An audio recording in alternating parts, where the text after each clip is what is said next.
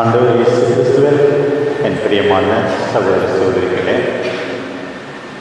முதலாக இந்த ஞாயிற்றுக்கிழமை விடியற் காலையிலேயே எழுந்து கோயிலுக்கு வந்திருக்கிற உங்கள் எல்லாரையும் இறைவன் நிறைய ஆஸ்வதிக்க வேண்டும் என்று கொண்டாடுகிறேன். அதிலும் குறிப்பாக இந்த பக்கம் உட்கார்ந்து முன்பக்கம் உட்கார்ந்து இளைஞர்கள் இன்னும் கொஞ்சம் நேரம் தூங்கணும்னு இருக்கும். இருந்தாலும் இந்த தம்பிங்கெல்லாம் சீக்கிரம் வந்திருக்கிறீங்க. எந்த அளவுக்கு ஆண்டோடைய ஆசீர்வாதத்தை ஆர்வத்தோடு தேடுகிறோமோ அந்த அளவுக்கு நிச்சயமாக கடவுள் நம் மீது வரங்களை பொழிவார். சந்தேகமே கிடையாது. இப்போது மட்டுமல்ல, வாழ்நாளெல்லாம் ஆண்டவரை தேட வேண்டும். சில நேரங்களில் பிரச்சனைகள் எழும்போது நாம் எதிர்பார்க்காத துன்பங்கள் நம்முடைய வாழ்க்கையில் வரும்போது மனசுக்கு பிடித்தவர்கள் இறந்து விடுகிறார்கள் அல்லது ஒரு பெரிய வியாதி இதெல்லாம் இருக்கும்போது நமக்கு என்ன தோன்றுகிறது என்றால், கடவுள் உண்மையாகவே இருக்கிறாரா? என்னை ஆசீர்வதிக்கிறாரா? என் குடும்பத்தை ஆசீர்வதிக்கிறாரா? அப்படியானால் ஏன் இத்தகைய துன்பம் என்ற கேள்வி எல்லாம் எழுகிறது. இஸ்ராயேல் மக்களை பாருங்கள். செங்கடலை கடந்து அவர்களுக்கு விடுதலை கொடுத்தார் ஆண்டவர். திடீர்னு பார்த்தா போதுமான குடிக்கிற தண்ணி கிடைக்கல. அப்போ அவர்களுக்கு ஒரு கேள்வி, ஆண்டவரே நீர் உண்மையாகவே இருக்கிறீரா? தண்ணி கூட இல்லையே.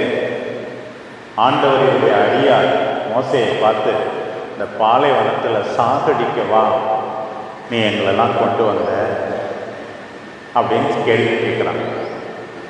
நம்முடைய வாழ்க்கையிலும் இப்படித்தானே எத்தனையோ கேள்விகள். ஆண்டவரே ஏன் என்னை அழைத்தேன்? ஏன் என்னை இந்த வீட்டில் திருமணம் செய்து கொள்ள வைத்தேன்? ஏன் இந்த ஊரில் பிறக்க வைத்தேன்? இந்த பள்ளிக்கு அனுப்பினேன்? இப்படியெல்லாம் கேள்விகள் துன்ப நேரங்களிலே எழுவது சகஜம்தான். நம்ம என்ன செய்யணும்?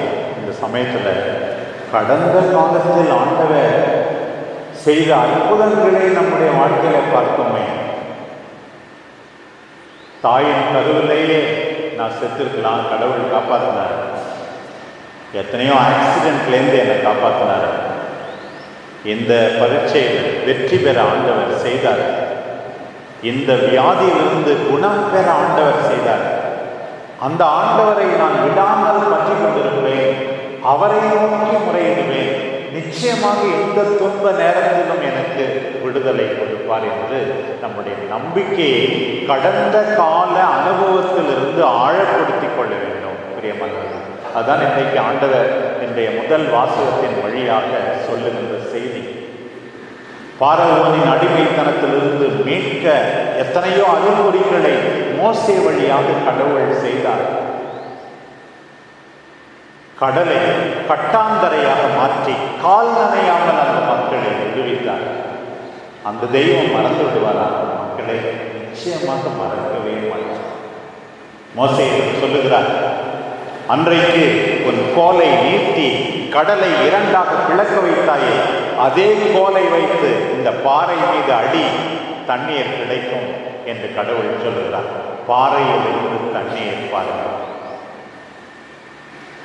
உண்மைதான், பாறையிலிருந்து தண்ணீர் கொடுத்த அந்த அன்பு தெய்வம் இன்றைக்கும் அவரை நம்புகிறவர்களை கைவிட்டு விடவே மாட்டார். சில சமயத்தில் நம்ம சொல்லுவோம், அப்படி ஒன்றும் அற்புதம் நடக்கிற மாதிரி தெரியலையே, பட்ட காலில் படும், கெட்டக்கூடிய கெடுன்ற மாதிரி ரொம்ப துன்பத்துக்கு மேலே துன்பம் சாமி.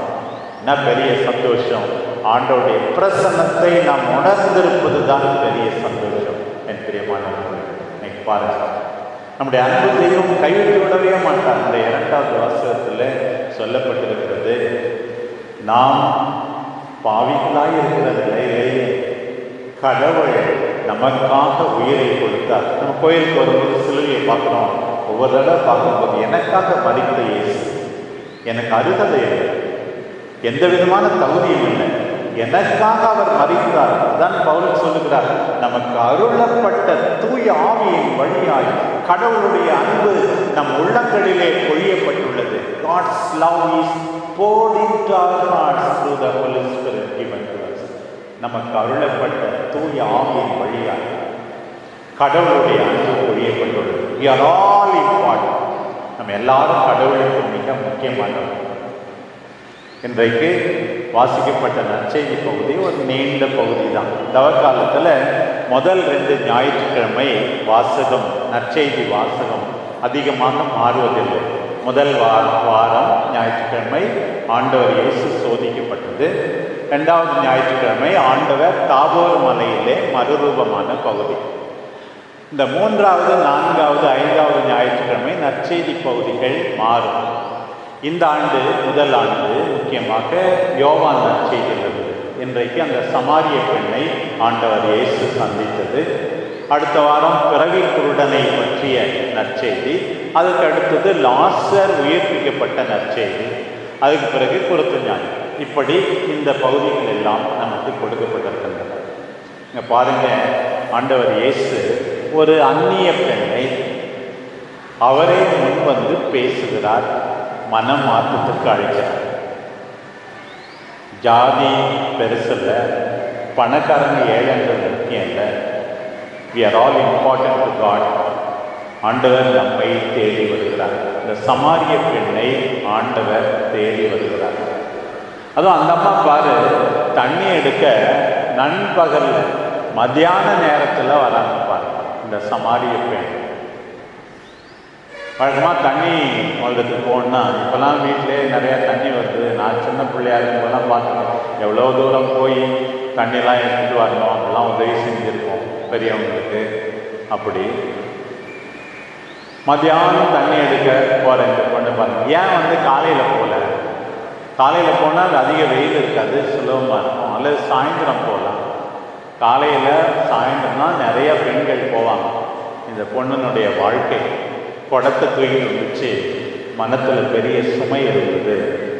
ஏன்னா ஒரு மாதிரிப்பட்ட வாழ்க்கை, ஒரு மாதிரியான பொண்ணு இந்த அம்மா. என்ன பிரச்சனையோ தெரியல. பிறகுதான் நமக்கு தெரியுது, எல்லாரும் போகிற நேரத்தில் போனால் மற்ற பெண்கள் வசைப்பாடுவார்கள், திட்டுவார்கள், ஏளனமாக பார்ப்பார்கள். யாருமே என்னை பார்த்துடக்கூடாது, இருந்தாலும் எனக்கும் வேணும் தண்ணி, என் குடும்பத்துக்கும் வேணும் என்று அந்த பெண் வந்திருக்கிறது. ஆண்டவர் தேடி வருகிறாரே பாருங்கள். இன்றைக்கு நீங்களும் நானும் தான் சமாரிய பெண். அந்த பெண்ணை போல வாழ்க்கை இல்லாமல் இருக்கலாம். நம்முடைய பிரச்சனைகளோட நாம் தான் சமாரிய பெண்கள். ஆண்டவர் இருக்கிறார், அவரே பேச தொடங்குகிறார். இதற்கு முன்பு 3ஆம் அதிகாரத்தில் நிக்கோதேமு ஆண்டவரை பார்க்க போகிறார். இங்கே ஆண்டவர் சமாரிய பெண்ணை பார்க்க போகிறார். நிக்கோதேமு ரொம்ப படித்தவர், நற்பெயருடையவர். இந்த பெண்ணு படிக்கவும் இல்லை, நல்ல பேரே கிடையாது. யாராக இருந்தாலும் ஆண்டவர் அவர்களுக்கு மீட்பு வழங்க இருக்கிறார். உன்னுடைய பாவம் உனக்கு தெரியும், ஆண்டவர் உன்னை தேடி வருகிறார். ஆண்டவர் வந்து அந்த அம்மாட்ட பேச்சு கொடுக்குறாரு, தண்ணி கொடுமா எனக்கு கொஞ்சம். இந்த அம்மாவுக்கு ஆச்சரியம், ஒரு ஆண் ஒரு பெண்ணிட்ட பப்ளிக்காகவே பேச முடியாது, அதுவும் நீ வேற ஜாதி யூத இனத்தை சார்ந்தவர் என்கிட்ட கேட்குறியே அப்படின்ன உடனே ஆண்டவர் சொன்னார், நான் யாரும் உனக்கு தெரிஞ்சிருந்தா நீ வந்து என்கிட்ட தண்ணி கேட்டிருப்ப, நான் வந்து அந்த தண்ணியை கொடுத்துருப்பேன் அப்படின்னு சொன்ன உடனே உன்கிட்ட கையிலும் இல்லை, கிணறும் ஆழம், உடம்பும் இல்லை, நீ எப்படி அந்த தண்ணி கொடுக்க முடியும்? நீ எடுக்க வந்திருக்கிற தண்ணி இந்த உலக வாழ்வுக்கான தண்ணி. அந்த தண்ணியை வந்து நீ எவ்வளவு குடித்தாலும் தாகம் தீராது. என்னுடைய தண்ணி யாரெல்லாம் குடிக்கிறார்களோ அவர்களுக்கு தாகமே இராது. உடனே அந்த பெண், அப்படின்னா அந்த தண்ணி எனக்கு கூட நான் இவ்வளோ தூரம் வரவே வேண்டியது. அந்த அம்மாவுக்கு சரியா புரியும். எனக்கும் ஆறுதல் வேண்டும், மகிழ்ச்சி வேண்டும், நிறைவு வேண்டும், நிம்மதி இல்லை என்று கேட்கும்போது ஆண்டவர் அவரை ஒன்று பார்த்து சொல்றார், போய் உன் புருஷனை கூட்டிட்டு வா, உன் கணவரை கூட்டிட்டு வா. உடனே அந்த அம்மா, எனக்கு கணவன் இல்லையேன்னு சொல்லு. ஆண்டவர் சொன்னார், உனக்கு கணவன் இல்லைன்னு சொல்ல நீ உண்மைதான், கொஞ்சம் வேடிக்கையா கேலி பண்ற மாதிரி சொல்ற. இது வரைக்கும் 5 பேரை நீ கணவனா வச்சிருந்த, 5வது பேரையும் விட்டுட்டு இப்ப 6வது ஒரு ஆள் உனக்கு இருக்கான், அவன் கணவன் இல்லைதான், நீ சொல்றது உண்மைதான் அப்படின்னு சொல்ல. இன்றைக்கு ஆண்டவர் நம்மை பார்க்கிறார். நீ இத்தனை பேரை ஏமாற்றி இருக்கிறாய், நீ பிள்ளைகளுக்காக தியாக வாழ்வு வாழாமல் இருந்திருக்கிறாய், ஜெபிக்காமல் இருந்திருக்கிறாய், நம்மை அப்பட்டமாக எவ்வித மறையும் என்று தெரிந்திருக்கிறவர் நம்ம சொன்ன உடனே தான் அம்மாவுக்கு உடனே ஆண்டவரை அடையாளம் கண்டு கொள்கிறார். நீர் ஒரு இறைவாக்கினர், யூ ஆர் எ ப்ராஃபெட் அப்படின்னு உடனே சொல்லுவார். என் வாழ்க்கையை எல்லாம் எங்கே இருந்து வந்த இந்த மனிதர் விட்டு வைக்கிறாரு பாருங்க அப்படின்னு சொல்லி உடனே எப்படியாவது மறைக்கலாம் அப்படின்னு சொல்லிட்டு, நாங்கள்லாம் மலையில் வழிபடுவோம், நீங்கள் எருசலேமில் வழிபடுவோம் சொல்லி வழிபாட்டை பற்றி பேசாங்க. ஆண்டவர் சொல்ல திடீர்னு வழிபாட்டுக்கு போவாத. பல சமயங்கள் சில பேர் தேர் திருவிழா கோயில் வரி இதை பற்றி பேசுவாங்க. வாழ்க்கை முறைகேடாக இருந்தால் கூட அப்படி பேசுவார். ஆண்டவர் சொல்லுகிறார், உண்மையான வழிபாடு உண்மையிலும் ஆவியிலும் வழிபடுகின்ற வழிபாடு அப்படின்னு சொன்னே. மெஸ்ஸியா என்பதை நான் கண்டுகொள்கிறேன். மெஸ்ஸியா வரும்போது எல்லாம் தெளிவுபடுத்துவார் அப்படின்னு சொன்னோடனே ஆண்டவர் சொல்றார், நான் தான் அந்த மெஸ்ஸியா அப்படின்னு சொல்றேன். தண்ணி எடுக்கும் அந்த அம்மா குடத்தை விட்டுட்டு ஒரே ஓட்டமாக ஊருக்கு போகிறத நம்ம பாருங்க. ஆண்டவரை கண்டு கொண்டால் எல்லாவற்றையும் தண்ணி எடுத்துட்டு கூட போகல, போய் எல்லாத்தையும் சொல்லுது, நான் செய்ததை எல்லாம் எனக்கு சொன்னவரை பாருங்க. நம்ம குடத்தை விடுறதில்லை, வீடை விட மாட்டோம், உறவுகளை விட மாட்டோம், இதேதோ வேணான்னு சொல்லி சேர்த்து வைக்கணும். ஏன் தெரியுமா? இன்னும் ஆண்டவரை நிச்சயமா பார்க்கணும். மற்றவங்கள்ட்ட சண்டை போடுறோம், அந்தம்மா பாரு காலி குடத்தை தான் எடுத்துட்டு வந்துச்சு, தண்ணி எடுத்துட்டு போகாம ஏன் தண்ணி எடுக்காம அங்கே போச்சு, மதியானம் போச்சு. இப்படித்தான் நாம் இன்னைக்கு எவ்வளோ காரியங்களை விடாமல் இருக்கிறோம், மற்றவர்கள் மீது வருத்தங்களை சுமந்து கொண்டிருக்கிறோம்,